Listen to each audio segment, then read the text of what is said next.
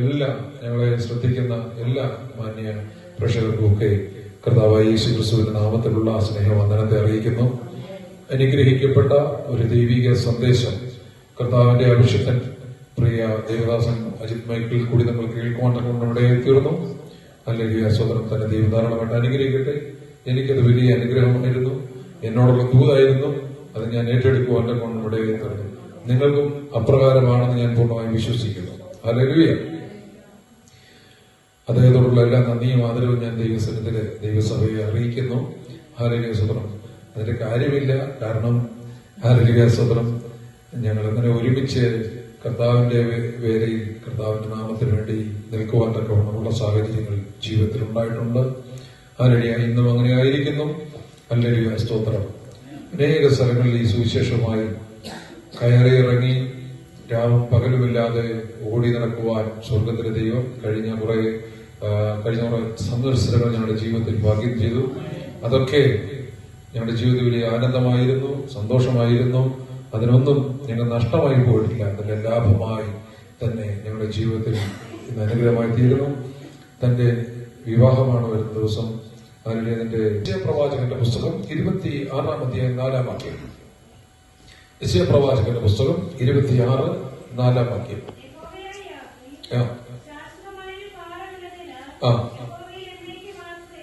യഹോവയായ യാഹിൽ ശാശ്വതമായ ഒരു പാറയുള്ളതിനാൽ യഹോവയിൽ എന്നേക്കും ആശ്രയിപ്പീൻ. ഹല്ലേലൂയ. ഇതൊരു ഹല്ലേലൂയ. നമുക്ക് കണ്ണുകൾക്കൊക്കെ പ്രാർത്ഥിക്കാം. കർത്താവേ, ഈ വചനത്തിലൂടെ പരിശുദ്ധാത്മാവ് ഇടപെടണമേ, സംസാരിക്കണമേ ഞങ്ങൾ പ്രാർത്ഥിക്കുന്നു. ദൈവത്തിന് പരിശുദ്ധാത്മാവ് വ്യക്തവും ശക്തമായി ഇടപെടണം. ദൈവത്തിന് ഞങ്ങൾക്ക് അനുഗ്രഹമായി തീരണം, വിടുതലായി വെളിപ്പെടണമെന്ന് പ്രാർത്ഥിക്കുന്നു. ആമോസിന്റെ മകനായ ഹല്ലേലൂയ സ്തോത്രം യെശയ്യാവിൽ കൂടി ഞങ്ങളോട് അരുളി ചെയ്യുന്ന ഈ ദൂതുകൾ കർത്താവേ ഹല്ലേലൂയ ഒരു ദൈവശബ്ദമായി ഒന്ന് വെളിപ്പെടണം.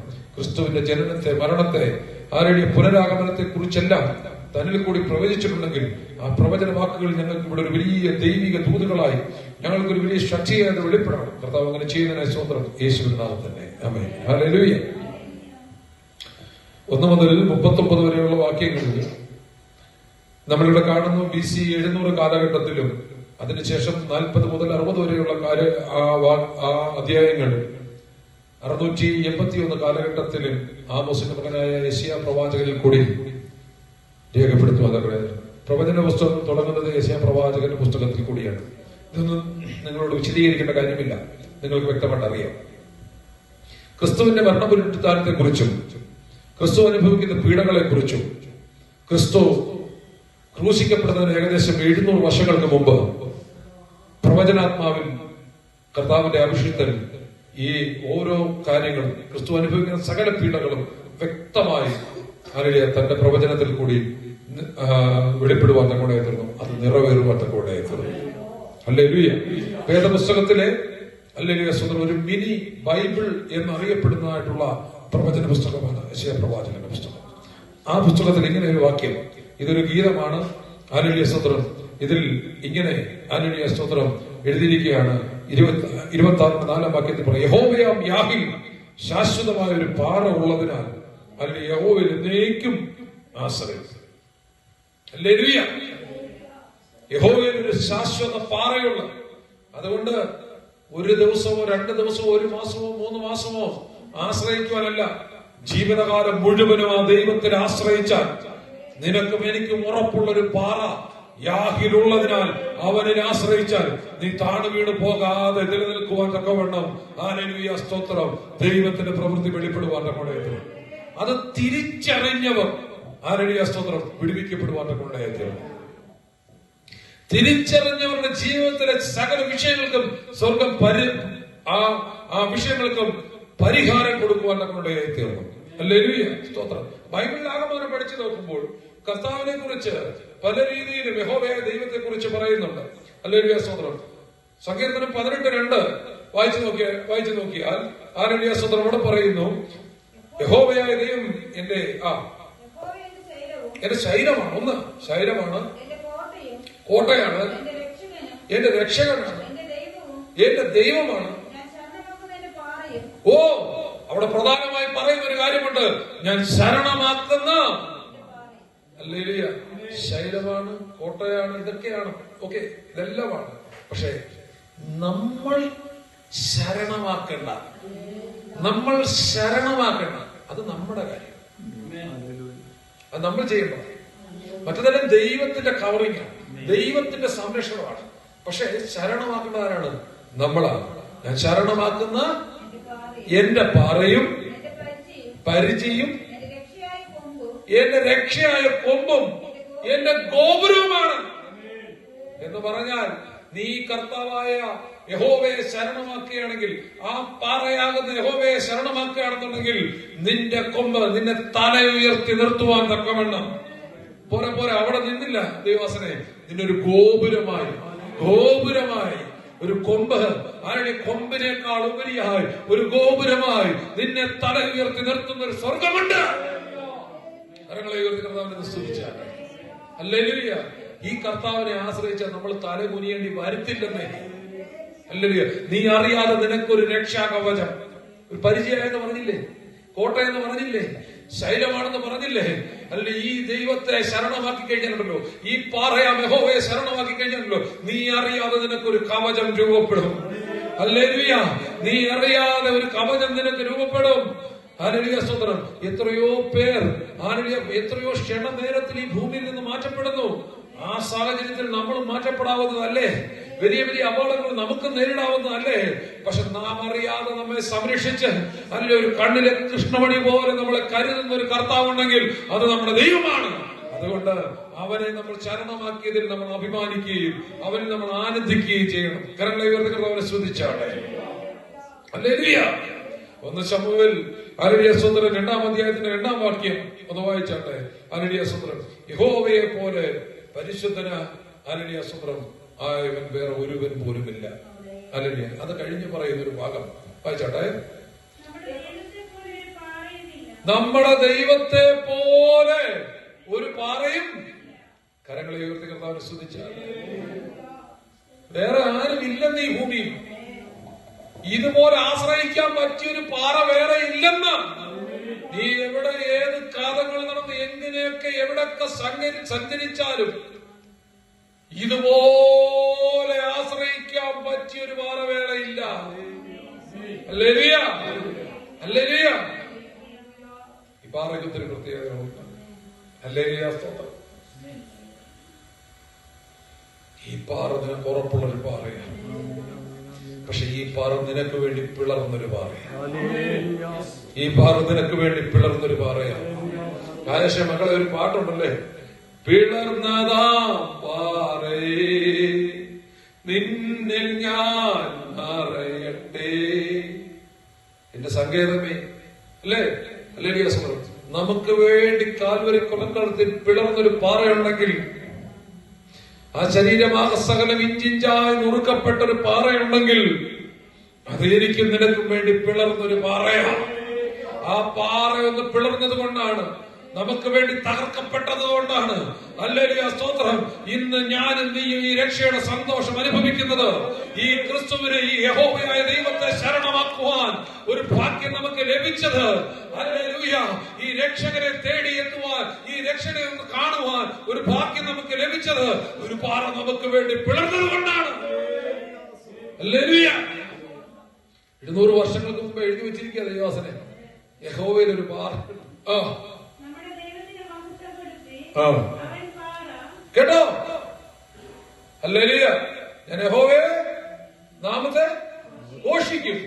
എന്നിട്ട് നമ്മുടെ ദൈവത്തിന് മഹത്വം കൊടുപ്പി. അവൻ പാറ, അവന്റെ പ്രവൃത്തി അത്യുത്തമം. കേട്ടോ? ന്യായമുള്ള, അവന്റെ വഴികളൊക്കെയും ന്യായമുള്ള. ദൈവദാസൻ നേരത്തെ നമ്മളോട് സംസാരിച്ചു, ന്യായപാലനം ചെയ്യുന്ന. ഹല്ലേലൂയ, സ്തോത്രം. ഹല്ലേലൂയ. ഈ ഭൂമിയിൽ സകല വഴികളിലും ന്യായത്തോടെ നടന്ന് ന്യായപാലനം ചെയ്ത ഒരുവനുണ്ടെന്നുണ്ടെങ്കിൽ കർത്താവായ യേശുക്രിസ്തു മാത്രമേ ഉള്ളൂ. ഹല്ലേലൂയ. ഹല്ലേലൂയ, ഹല്ലേലൂയ, സ്തോത്രം. ഒരു കൂട്ടം ജനങ്ങൾ നിൽക്കുക. എന്തിനു വേണ്ടിയാ നിൽക്കുന്നതെന്ന് അറിയാവോ? കല്ലെറിയാൻ വേണ്ടി നിൽക്കുക. കല്ലെറിയാൻ വേണ്ടി നിൽക്കുക. ആരെയാ കല്ലെറിയാൻ വേണ്ടി നിൽക്കുന്നത്? ഒരു പാവം സ്ത്രീയെ. നോക്കിക്കഴിഞ്ഞാൽ, മാനുഷികമായി നമ്മൾ ചിന്തിച്ചു കഴിഞ്ഞാൽ അവൾ കല്ലെറിയപ്പെടേണ്ടവളാണ്. കാരണം അവളുടെ ജീവിതത്തിൽ പാപമുണ്ട്, പാപം ചെയ്തു പോയിട്ടുണ്ട്. അവളുടെ ഉപജീവന മാർഗം പോലും വേശ്യാവൃത്തിയാണ്, തെറ്റായ രീതിയാണ്, വചനത്തിന് അനുശാസിക്കുന്നില്ല. ഇവളെ പട്ടണത്തിന് പുറത്തു കൊണ്ടുപോയി കല്ലെറിയാൻ വേണ്ടി നിൽക്കുമ്പോ നീതിയോടെ ന്യായപാലനം ചെയ്ത ഒരു കർത്താവ് എന്ത് ചെയ്യുന്നറിയാവോ? മുട്ടുമടക്കിയിട്ട് നിലത്തും എഴുതിയിട്ട് നിങ്ങളിൽ പാപമില്ലാത്തവരെ കല്ലെറിയട്ടെ എന്ന് പറഞ്ഞപ്പോ സകലരും കല്ലെറിഞ്ഞ് കല്ല് താഴെ ഇട്ടിട്ട് പോയി. ഈ എറിയാൻ ഇപ്പൊ ഒത്തിരി പേർ എറിയാൻ നടക്കുന്നു കേട്ടോ, ഒത്തിരി പേർ എറിയാൻ നടക്കുന്നു. അവിടെ കല്ല് എറിയുന്നവനെ എന്നാ ചെയ്യണമെന്നുള്ള കാര്യം പുസ്തകം വായിച്ച് നോക്കിയാൽ മതി, കൃത്യമായിട്ട് എഴുതിയിട്ടുണ്ട്. ഒരുവരെ കല്ലെറിഞ്ഞ് കൊല്ലുന്നവനെ അവനെ എന്നാ ചെയ്യണമെന്ന് പറഞ്ഞാൽ അവന് മരണശിക്ഷ പഴയ നിയമത്തിൽ പറഞ്ഞിരിക്കുന്നത്. ശരിയാണോ?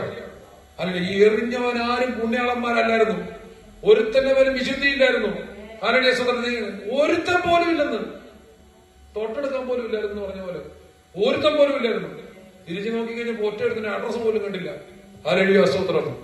നീതിയോടെ ന്യായപാലനം ചെയ്തൊരു കർത്താവുണ്ട്. എനിക്ക് നിനക്കും വേണ്ടി ന്യായം ചെയ്യുന്നൊരു കർത്താവുണ്ട്. ഹല്ലേലൂയ. അവൻ പാറ. അത് കഴിഞ്ഞിട്ട് പറയുകയാണ്, അവന്റെ പ്രവൃത്തി അത്യുത്തമമാണ്,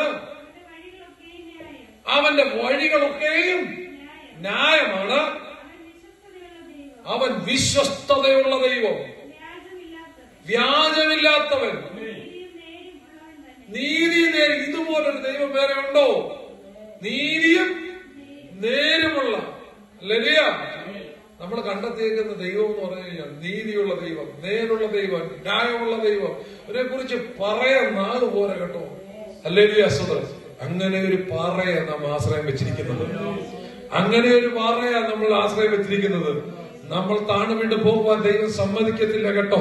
ആരുടെ ദോഷത്തിന് നീ ആരുടെ സ്വന്തം ആശ്രയം വെച്ചാൽ ഈ ലോകത്തിൻ്റെതായിട്ടുള്ള പാപത്തിലും ഇന്നത്തെ സുഖത്തിലും ഇന്നത്തെ ആരുടെ സ്വന്തം അതിനെ കുറിച്ചൊക്കെ അല്ലെ പാട്ടുകാരൻ പറയുന്നത് തന്നെ വെള്ളത്തിന്റെ കുമളകളെ പോലെയാണ് അല്ലെ ഈ ലോകത്തിന്റെ സുഖങ്ങളെല്ലാം.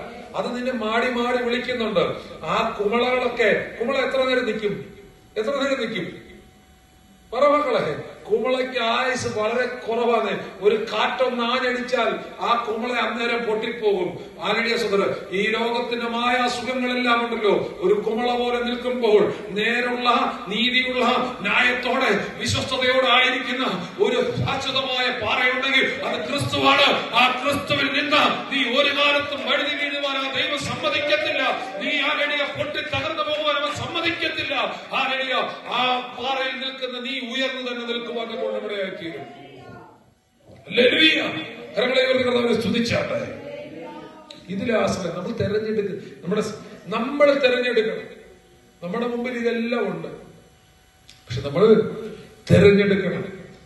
അവൻ പാറ, ആ പാറ നിന്റെ ജീവിതത്തെ അനുഗ്രഹമാണെന്ന് നീ തെരഞ്ഞെടുക്കണം. ഇത് ഞാൻ പകല് ഹല്ലേലൂയ സ്തോത്രം 4 മൈലിൽ ശുശ്രൂഷിച്ചപ്പോൾ പറഞ്ഞതുപോലെ ഹല്ലേലൂയ സ്തോത്രം മറിയ നല്ല അംശം തെരഞ്ഞെടുത്തു. എന്നതാ ഭാഷ തെരഞ്ഞെടുത്തേ? ഹല്ലേലൂയ സ്തോത്രം. അവൾക്കറിയാം ഇത് നീതിയുള്ളൊരു പാറയാ, ഇത് ന്യായമുള്ളൊരു പാറയാ. ഹല്ലേലൂയ സ്തോത്രം. ഈ പാറയ്ക്കൊരു പ്രത്യേകതയുണ്ട്. ഹല്ലേലൂയ സ്തോത്രം. ഇത് ഹല്ലേലൂയ സ്തോത്രം ഉപേക്ഷിച്ച് കളയുന്നൊരു പാറയല്ല. നിങ്ങൾ എല്ലാവരും ഇവിടെ ശ്രദ്ധിച്ചാട്ടെ. Hallelujah, hallelujah. വായിച്ചാട്ടെ യോഹന്നാന്റെ സുവിശേഷം 11-ാം അധ്യായത്തിന്റെ 2 മുതൽ വാക്യങ്ങൾ വായിച്ചാട്ടെ. 11-ാം അധ്യായത്തിന്റെ 2, 39, 40 കൂടെ വായിച്ചാട്ടെ. യോഹന്നാന്റെ സുവിശേഷം. ഈ മറിയായിരുന്നു